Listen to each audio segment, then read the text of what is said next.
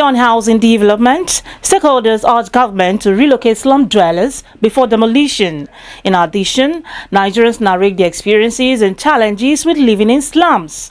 Plus, the commissioning ceremony of Grand Level by Vice President Yemi Oshibanjo. This and more are lined up on the program. This is housing development, and as usual, I am your housing diva, Fleur Annie. The news making rounds in the sector is coming up next. I'll be back shortly.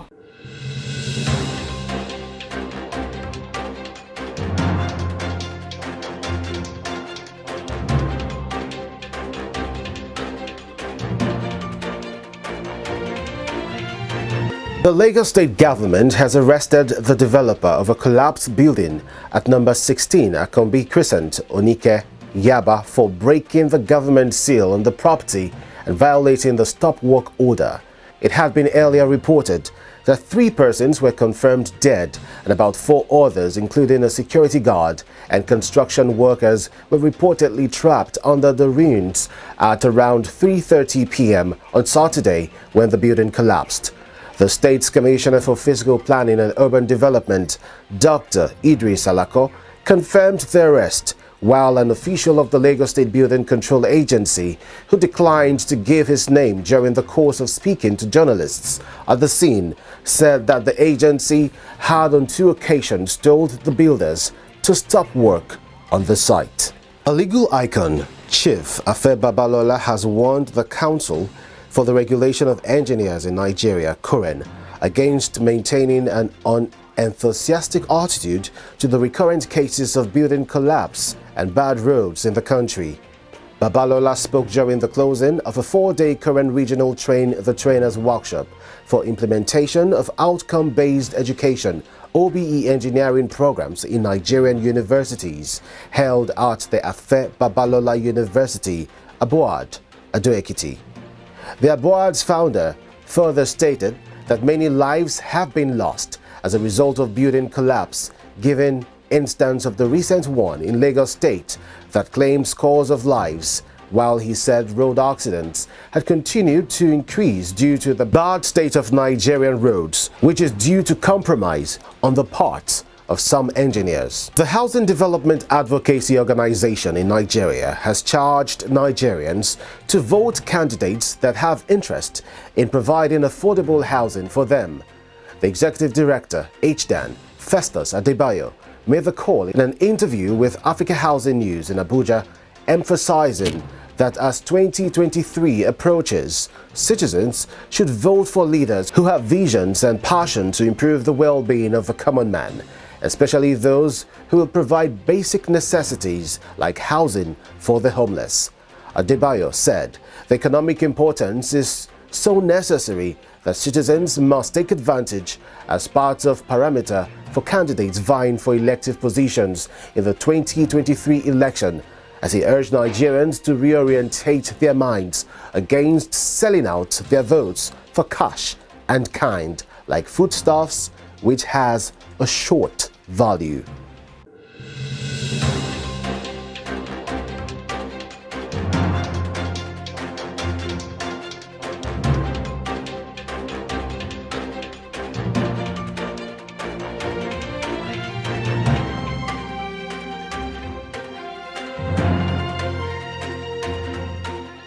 To read the full details of the news and more, visit www.africanhousingnews.com. The word slum is often used to describe informal settlement within cities that have inadequate housing with miserable living conditions. They are often overcrowded, with many people cramped into very small living spaces. All slums are not the same, and some provide better living conditions than others. What is it like living in slum? Let's find out on Voices on the Street.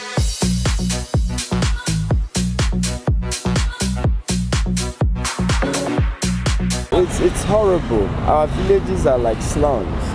But when you talk about even passing through a slum proper or visiting a friend there, 30 minutes already, you will never wish to do another 1 hour there. Why? Poor drainage system. A lot of the conveniences like the toilets don't even have proper channel to suck away. So when people bathe, the water spill in front of the next house.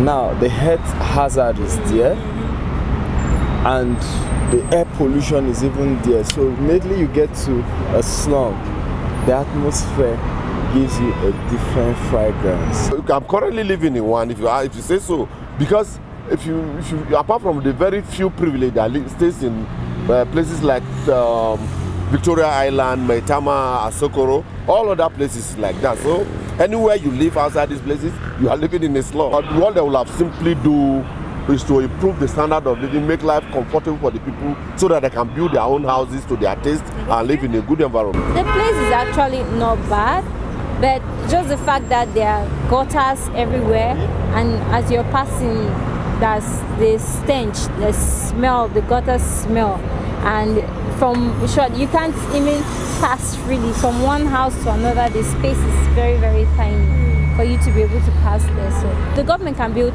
cheaper houses where the people there can pay cheaper, and maybe it is well structured like the town houses which they are planning, like town planning houses, and people are also living there. They are human beings, so I think that's what the government should do. In fact, my pain then was each time I woke up in the morning, I had to see something coming out of my wall, like water. They built those houses in the swampy area. So my experience was I had to tile my room, all the wall, I have to come down to the roof level. I have to tile it so that to stop that water from coming in. Government can still extend a hand of fellowship, love, and they can just do something about those villages by building houses. Maybe their roof so that they can have good water, electricity, and other things. What I understand by ghetto, because I've lived in a ghetto before. I live in Ajegule. You know, music has taken me to so many places, even Ajegule. I lived there. The first time I went there, I vomited a lot because of the smell, you know. And I'm like, but there is government. Why can't they do something about this? The gutters are smelling everywhere. It's smelly. Everyone is outside. A lot of stealing, robbery. So I was like, the government should do something about it, you know. I know the environment is very dirty, and most of the times the security risk is very high, and the free entry and exit of criminals is very high. The government really has a lot to do. The government can build low-cost housing and make it affordable for people. Nigeria has more than enough resources to do that. And it's better our government does that. There you have it, voices on the street. People living in slums lack the crucial conditions they need to strive.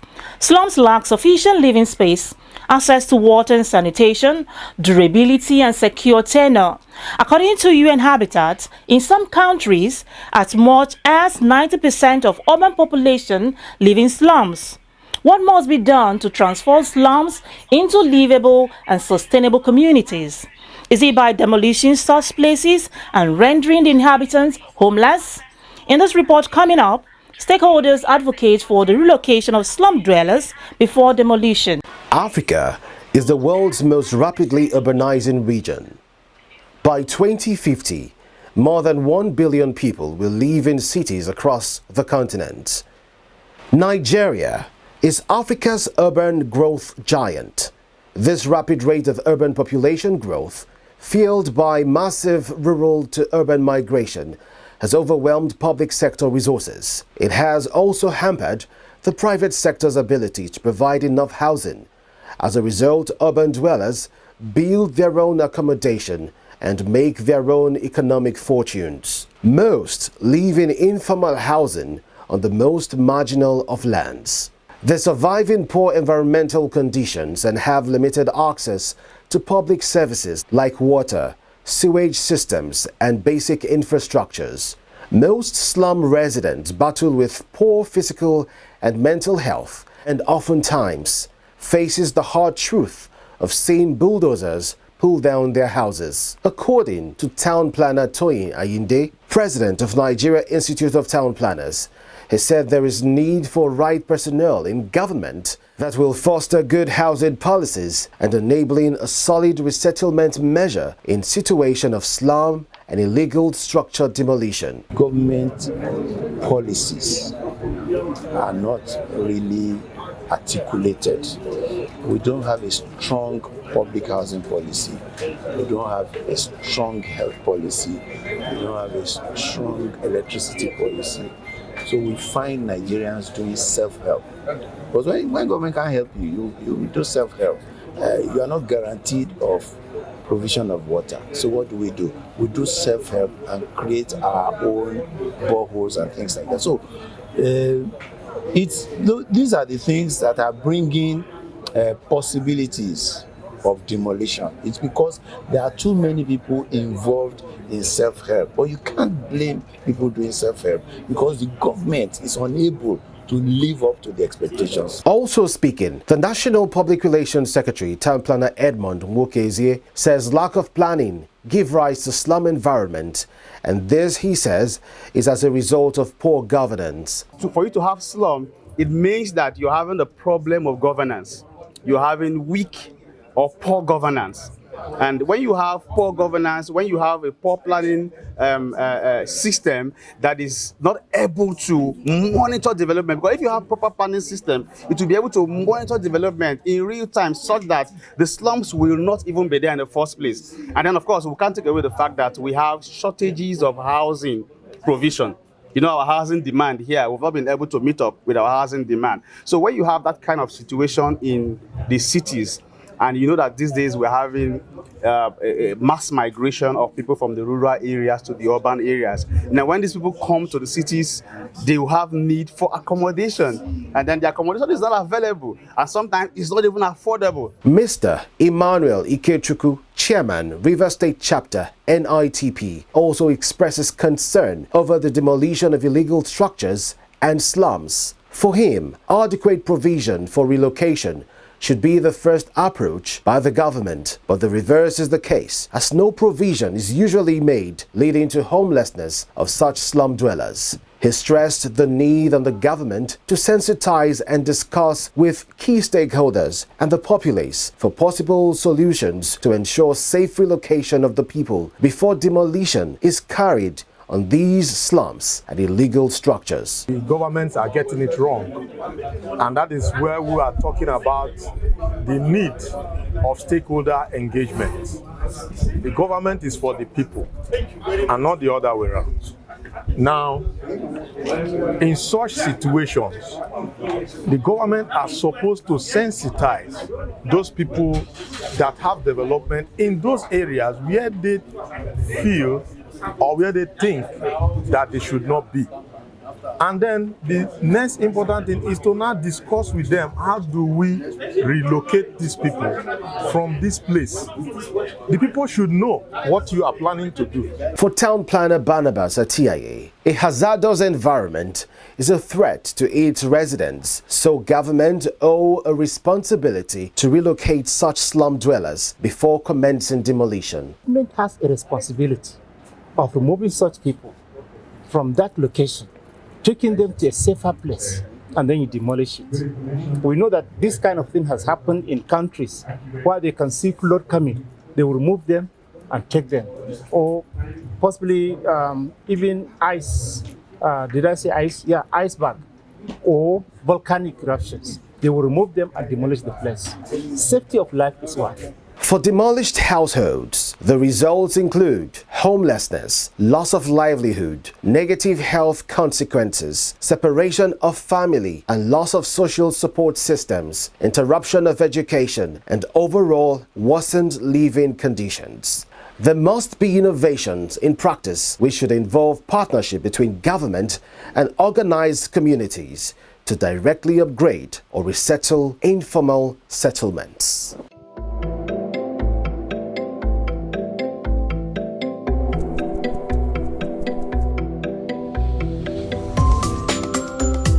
Abuja International Housing Show brings an amazing opportunity to exhibit, network, develop new business relationships, and make sales. Here are things you must know about Abuja International Housing Show. The Abuja International Housing Show is Africa's biggest building and construction show, with more than 15,000 participants and over 400 exhibitors from 21 countries.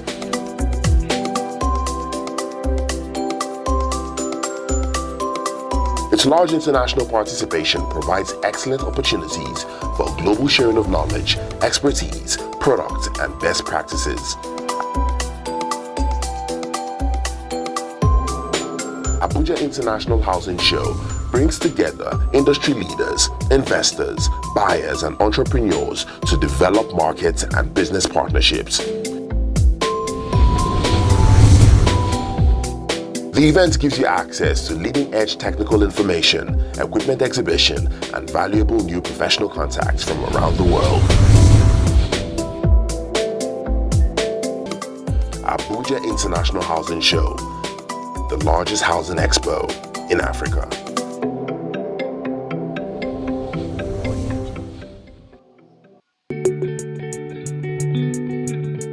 According to Habitat for Humanity, to transform slums into sustainable communities, private and public sectors need to cooperate with communities to expand capacity and available resources in order to prevent the number of slum dwellers from reaching 2 billion by 2030.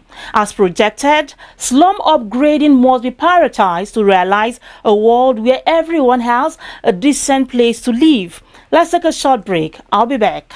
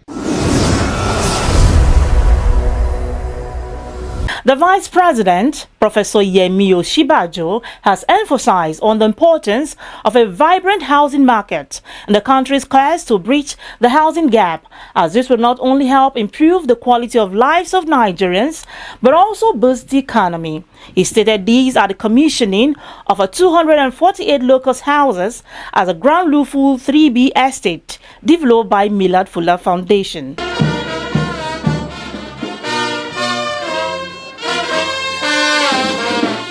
The Vice President of Nigeria, Yemi Osinbajo, has underscored the importance of vibrant housing market in the country's quest to bridge housing gap. Osinbajo stated this recently at the commissioning of 248 housing units and commemoration of the 1000th home built by the Millard Fuller Foundation, MFF, in Masaka, Nasarawa State.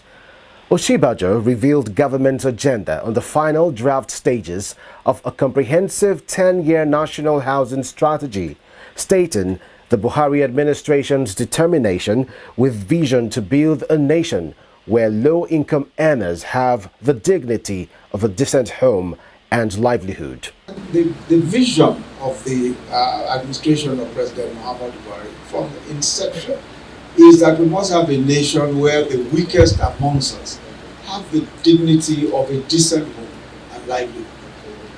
It's a difficult enterprise, a difficult challenge, but that's the vision. Whilst the challenge of inadequate or no housing undermines the quality of life of so many Nigerians, it also denies our economy and therefore our collective welfare, the growth that is possible through even a vibrant housing market.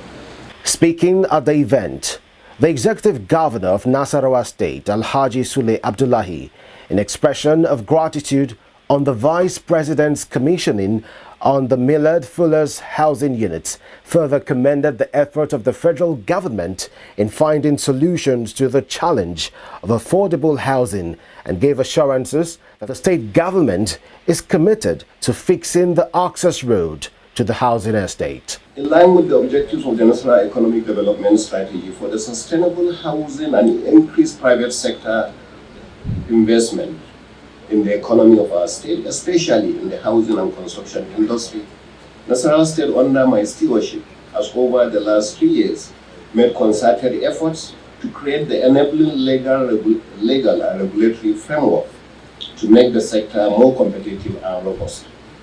This is especially important for us as the construction and real estate sector is the single highest internally generated revenue earner after payee for us here in the state. With the event having in attendance top government dignitaries, Mr. Sam Odia, the CEO of Millard Fuller Foundation, expressed joy, adding that the foundation is partnering with Real UK to advance the course of social housing in Nigeria. MFF aims to be a major contributor to Nigeria's stock of truly affordable homes. By God's grace, we will not just build houses affordably, we will build environmentally smarter houses and communities, affordable to the common man. God willing, and with the continued support of Nasarawa State and Luvumada Kiapiawe communities, we will help to build new towns in Nasarawa, interconnected by road, by rail, and other means of transport, and connected directly to the federal capital. High point of the event was the commissioning and unveiling of the 248-unit Grand Luvu 3B Affordable Housing Estate and the dedication of the Millard Fuller Foundation's 1000th house by the Vice President, Yemi Oshibajo. Welcome back. You're watching Housing Development, the only TV program that gives you the best information on housing in Nigeria and beyond. Coming up next is Brains and Hammers, Bungalow City.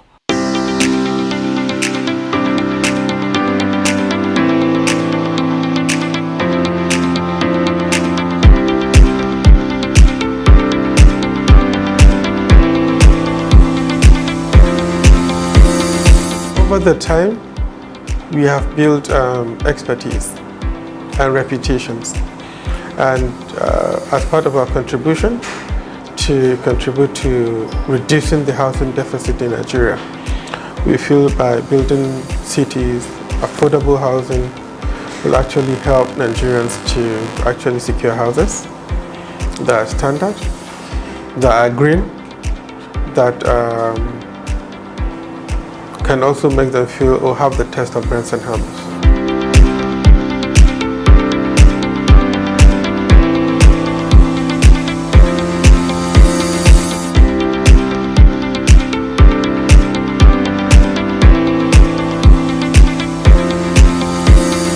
The payment plan, your initial payment of 20%, that makes you to have a contract with us. The next installment is after 3 months.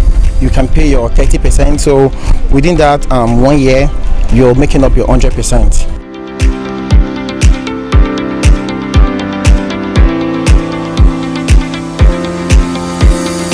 Every time I go to site, I feel happy because I see we're creating employment in thousands, not just in small numbers.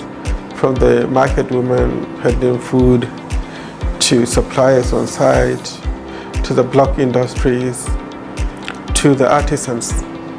These are all people that you see in thousands. When you go to Bungalow City, I look around and I feel good. I know that this is part of the things that we want to do.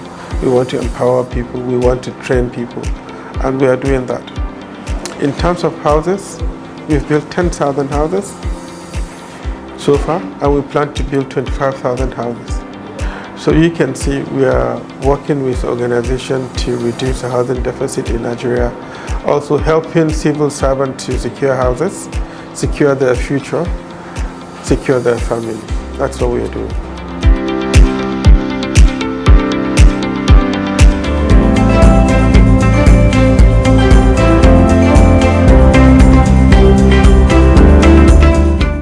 water and housing development.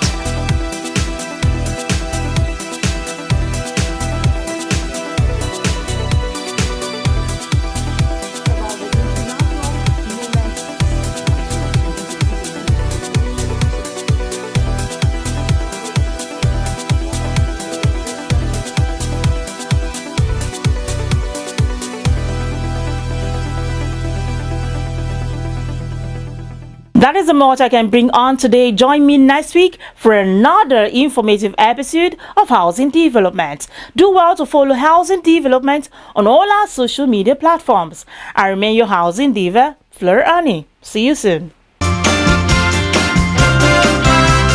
The housing challenge that we face in Nigeria is in two forms. The first is that we have the issue of inadequate housing supply to meet our population growth, particularly for low-income individuals and families. And our population is growing at 5 million people every single year. 5 million extra people. In other words, any community, Liberia has a population of about 5 million. But every year, we create a new Liberia.